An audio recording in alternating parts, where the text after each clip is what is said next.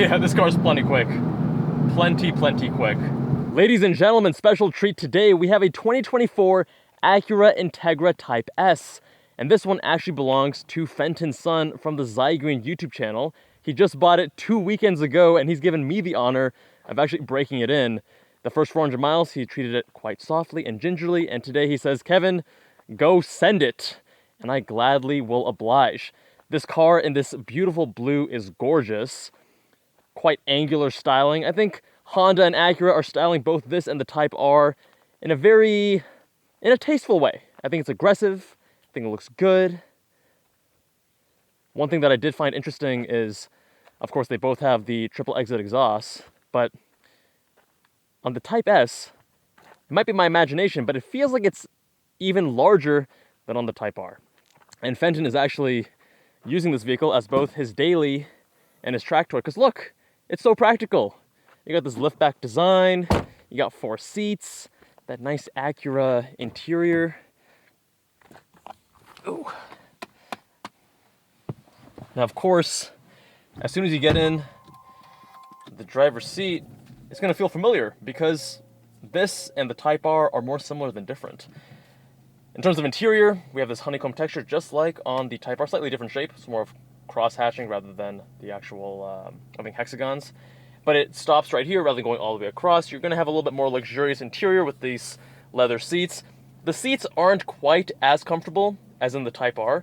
The Type R has more lateral support, and just the whole way that those feel, even with the backrest and the headrest and everything, it just feels so perfect and dialed in. These seats aren't quite the same level, but of course not as aggressive bolstering in this, and nice, soft, supple leather. It's a nice place to be.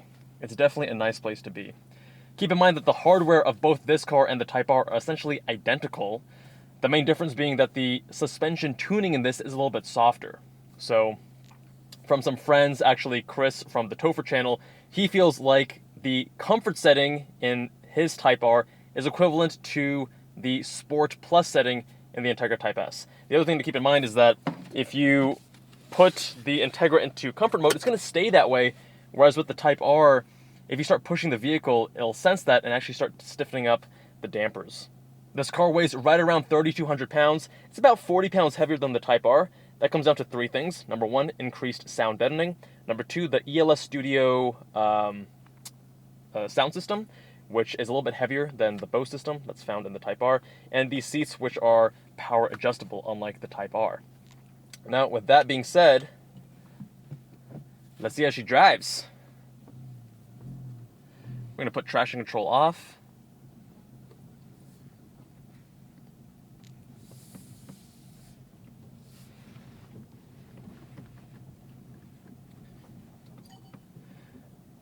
And we're going to start off in comfort mode.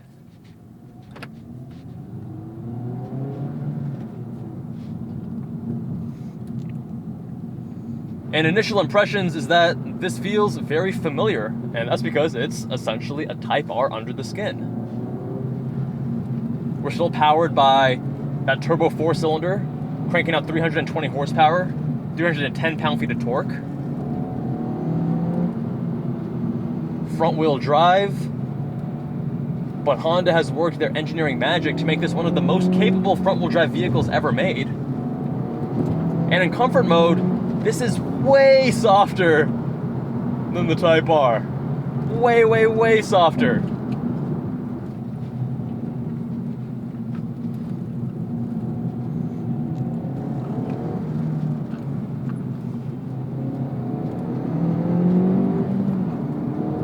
And even though Honda have done some wizardry with this, because it's such a capable front-wheel drive vehicle, you do still get a little bit of torque steer. Now, not when you're driving it softly, but as I'm pushing it on some of these corners and it's struggling to keep that power down, even with its LSD, you can feel the steering be a little bit corrupted. And I've heard many reviewers say that, oh, they've completely eliminated torque steer. That's nonsense. There is absolutely torque steer here, and it corrupts the actual steering feedback. And those who watch my channel know I'm kind of a steering snob in a way.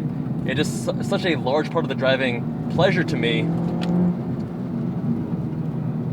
But don't get me wrong, it's still quite good.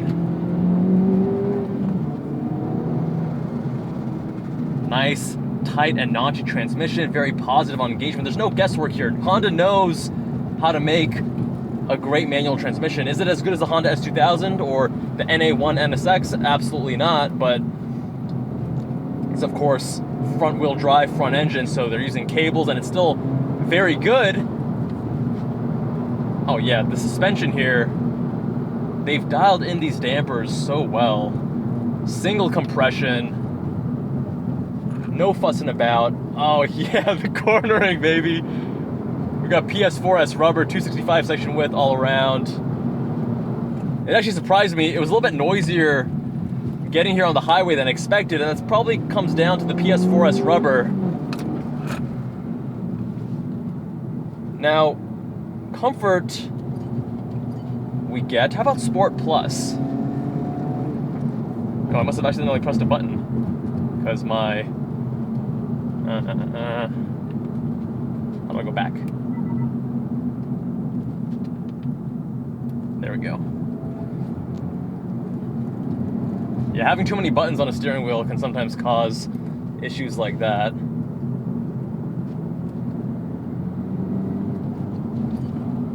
But now in Sport Plus mode, there's a very stark difference. The suspension is way stiffer.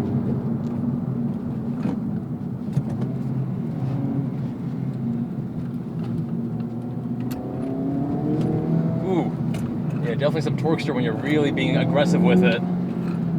If you're driving it smooth and easy, no problem, but oh, there we go. The way that this thing just claws for grip and helps you rotate is very unusual for a front-wheel drive vehicle. It is very impressive. Both this and the Elantra N work some wizardry with that front-wheel drive engineering. This is a step above, but they both just claw for that power, and it's unlike any other front-wheel drive vehicle you'll drive. Let's put it in individual mode. So Fenton has set this up such that if we go here, everything is sport except for suspension, which is in comfort.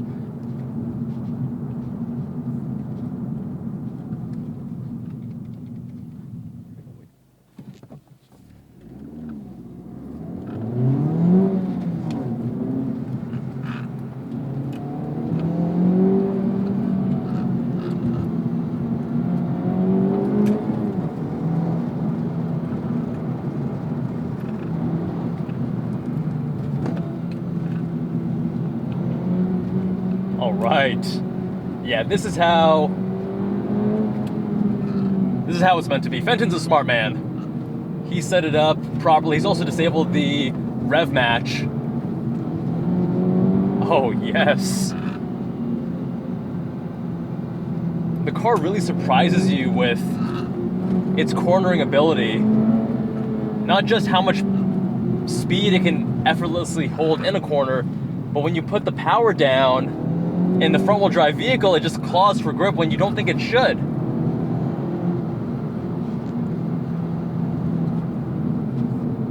Also very much enjoying the brakes. Confidence inspiring. I mean, Honda, when they want to, with a driver-focused vehicle, they can really dial in the inputs. Again, for a front-wheel drive vehicle, one of the best steering racks. Actually, I would say the Elantra N has a little bit more feedback, and the loading and releasing of the steering on that car is a little bit better than this. But by and large, the inputs here, transmission, pedals, steering, so good. So good. Let's give it a pull. We're going to short shift a little bit.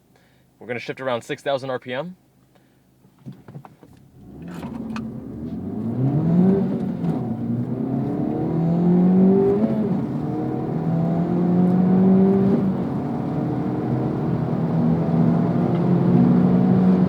Yeah, this car's plenty quick. Plenty quick.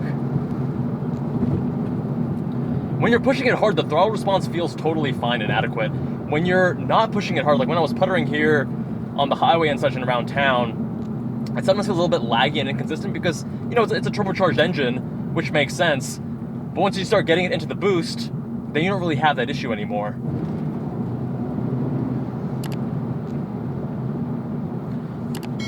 Yeah, Honda and Acura did such a great job with these vehicles. Such a great job. I mean, you have the practicality,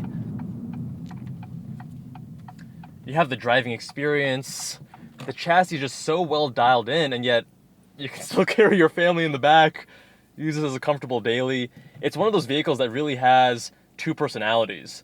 And, you know, a lot of cars have these different modes, but I very much appreciate when those mode changes have such a stark contrast between the two. Like going from comfort to sport in this, it's a totally different vehicle. And those multiple personalities, I think, make for a much more convincing daily driver, because you want to be comfortable and at ease when you're going from point A to point B to work, wherever. But then when you want to go carve up the canyons or tear it up on the track, as Fenton does all the time, again, check out his channel, Zygreen, then you can get the best of both worlds.